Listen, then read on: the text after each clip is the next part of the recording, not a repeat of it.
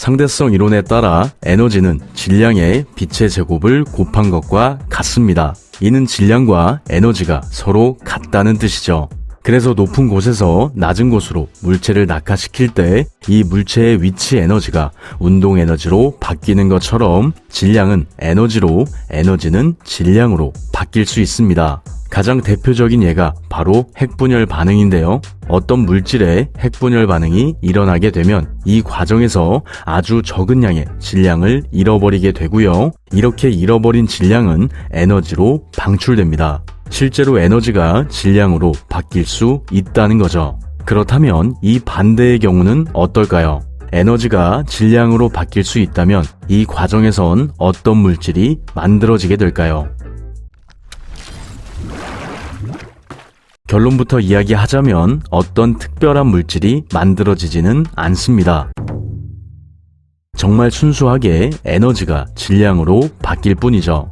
그런데 이 부분은 정말 이상하죠? 사실 따지고 보면 질량과 에너지는 양념치킨과 간장치킨처럼 서로 근본 자체가 다릅니다. 질량의 경우 근본적으로 공간을 가지고 있어야 하는데요. 어떤 물질이 질량을 가지고 있다면 필연적으로 이 물질은 공간을 꼭 차지하고 있어야 합니다. 공간이 없으면 질량도 존재할 수 없다는 거죠.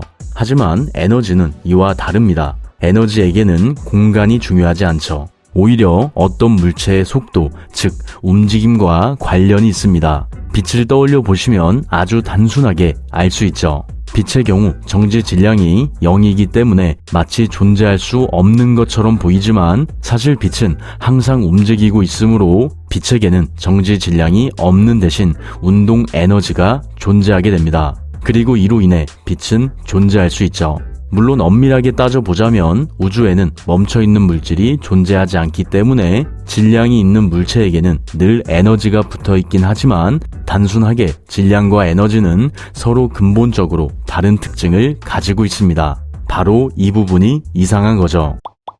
참고로 질량과 무게는 전혀 다른 개념입니다. 질량의 경우 어떤 물질이 가지고 있는 고유한 양이기 때문에 어떤 상황에서도 변하지 않지만 무게는 물체에 가해지는 중력의 정도를 나타내는 단위입니다. 그래서 상황에 따라 충분히 변할 수 있죠.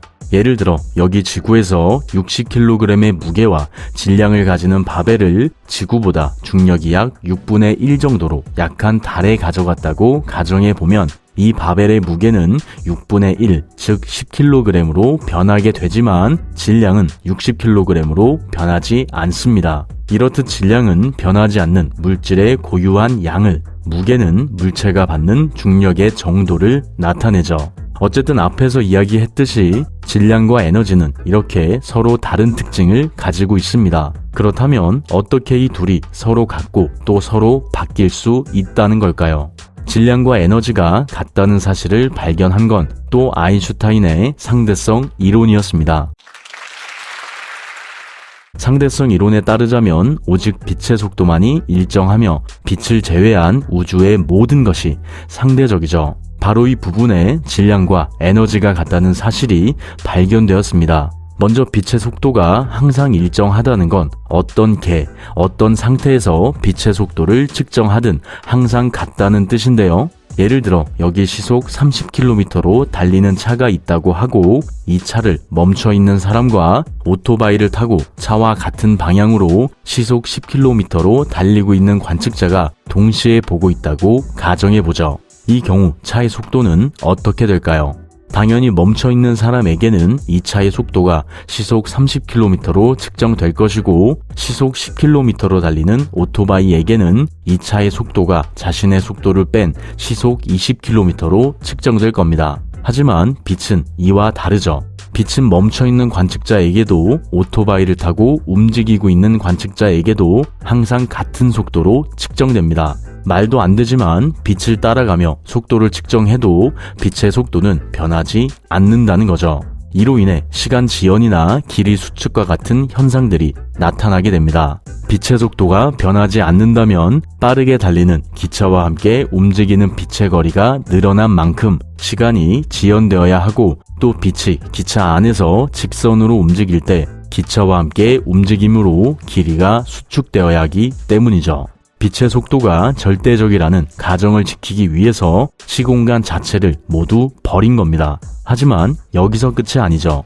빠르게 움직이는 물체에게는 시간 지연과 길이 수축 현상과 함께 질량 증가 현상도 나타나게 되는데요. 솔직히 이 부분은 수학 없이는 설명 못하겠으니까 그냥 그런가 보다 하고 따라오시면 됩니다.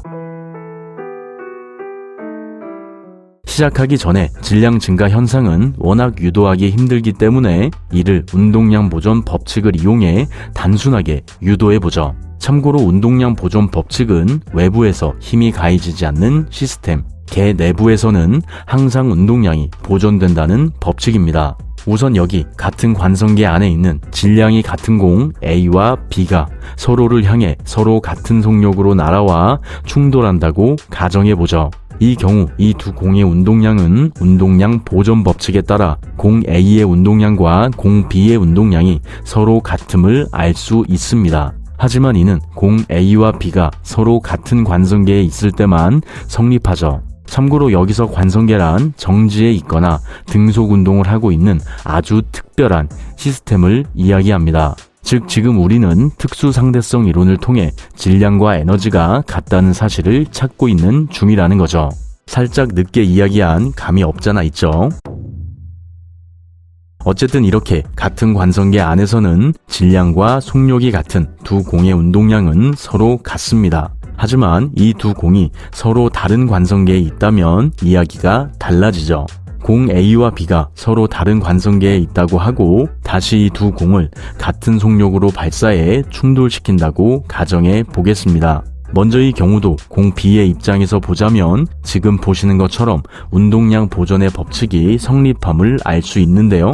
여기서 다른 점은 공 A와 B가 같은 관성계에 있을 때와는 다르게 공 B의 입장에서는 자신의 속력과 질량을 바로 알 수 있지만 공 A의 속력과 질량은 알 수 없습니다. 왜냐면 이 두 공이 서로 다른 관성계에 있었기 때문이죠. 공 B의 입장에서 공 A의 질량과 속력을 계산하려면 공 A에게 일어난 길이 수축이나 시간 지연 현상을 고려해야 한다는 겁니다. 물론 이렇게 두 관성계가 움직이고 있다면 굳이 길이 수축까지는 고려할 필요가 없지만 시간 지연은 고려해야 하기 때문에 공 B는 공 A의 질량과 속력을 알 수 없죠. 그럼 이제 공 B의 입장에서 공 A에게 어떤 일이 일어나는지 보도록 할까요? 먼저 다른 관성계에서 던져진 공 A의 속력과 공 B의 속력이 같기 때문에 이를 이런 식으로 나타낼 수 있고요. 여기서 공 A의 속력은 거리를 시간으로 나눈 값이니 이렇게 공 A와 B의 속력을 정의해 줄 수 있습니다. 그리고 다시 공 A의 속력은 거리를 시간으로 나눈 값이고 공 A의 시간에 시간 지연 현상 공식을 넣어주면 이런 식으로 이 식을 정리할 수 있죠. 참고로 여기서 공 B의 속력이 있는 이유는 앞에서 봤듯이 공 A의 속력과 공 B의 속력이 같았기 때문입니다. 그럼 이제 퍼즐을 맞춰볼까요? 이렇게 만들어진 식을 다시 운동량 보존 법칙에 의해 만들어진 식에 끼워 맞춰주면 최종적으로 식을 이렇게 바꿀 수 있고 이때 공 A의 질량을 구하기 위해 다시 식을 바꾸면 공 A의 속력이 빨라질수록 공 A의 질량이 늘어난다는 걸 깔끔하게 확인할 수 있죠. 왜냐면 공 A의 속력이 빛의 속력에 가까워질수록 공 A의 속력에서 빛의 속력을 나눈 값이 1에 가까워지기 때문입니다. 더 직관적으로는 직접 숫자를 넣어보면 더 쉽게 알 수 있죠. 만약 공 A가 빛의 속력의 50%의 속력으로 움직이고 있고 공 A의 질량이 1이라고 한다면 최종적으로 공 A의 질량은 1.1로 늘어나게 되고요. 빛의 속력의 90%의 속력으로 움직이고 있다면 공 A의 질량은 2.2가 되죠. 참고로 여기서 말도 안 되지만 공 A의 속력이 빛의 속력과 같아진다면 공 A의 질량이 1이니까 이 식의 값은 0 나누기 1, 즉 무한이라는 값이 나오게 되는데요. 이는 공 A가 무한한 질량을 가진다는 것이고 이는 공 A에 가해야 하는 에너지도 무한해야 한다는 걸 알 수 있습니다. 하지만 우주에는 실제로 무한이 존재하지 않기 때문에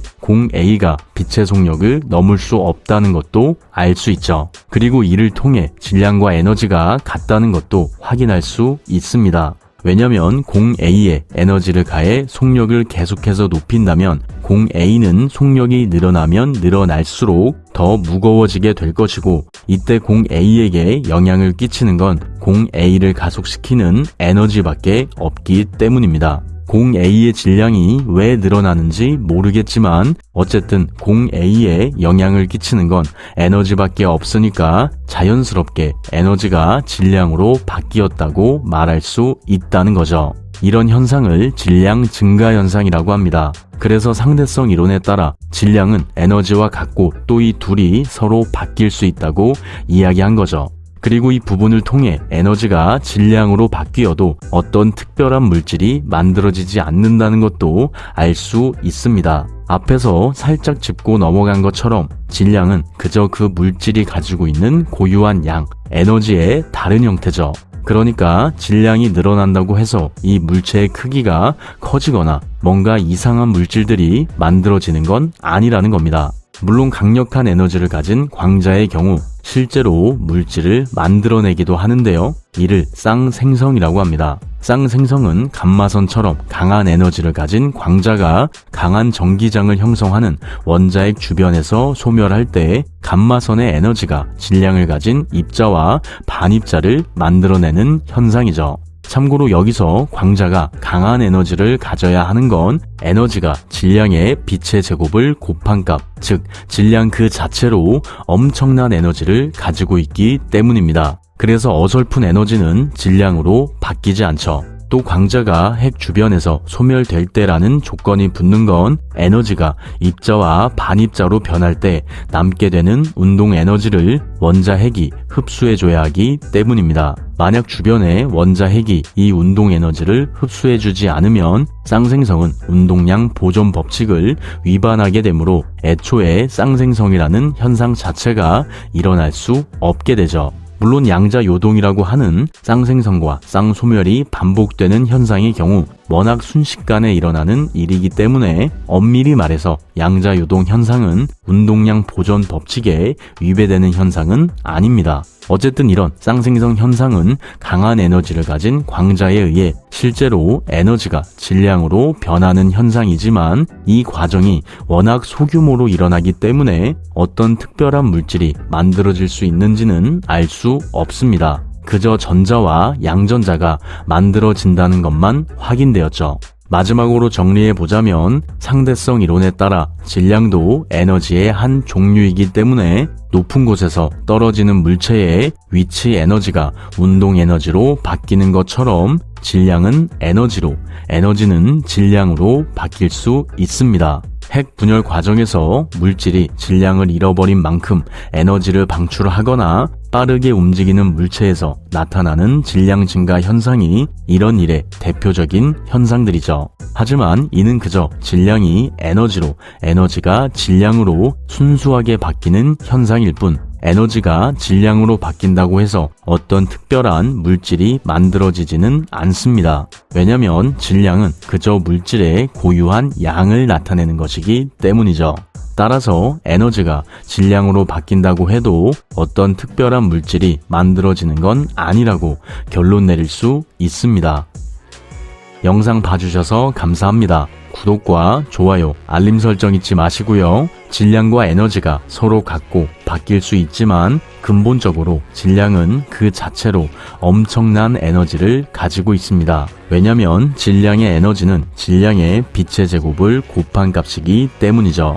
그리고 우리가 가지고 있는 질량도 이처럼 엄청난 에너지를 지니고 있습니다. 그러니까 자신을 초라하거나 쓸모없는 사람으로 생각하지 않았으면 좋겠네요. 왜냐면 여러분은 그 자체만으로도 이미 충분히 강력한 에너지를 가지고 있기 때문입니다. 그럼 내일도 조금 더 행복한 하루 되길 바래요. 윤맨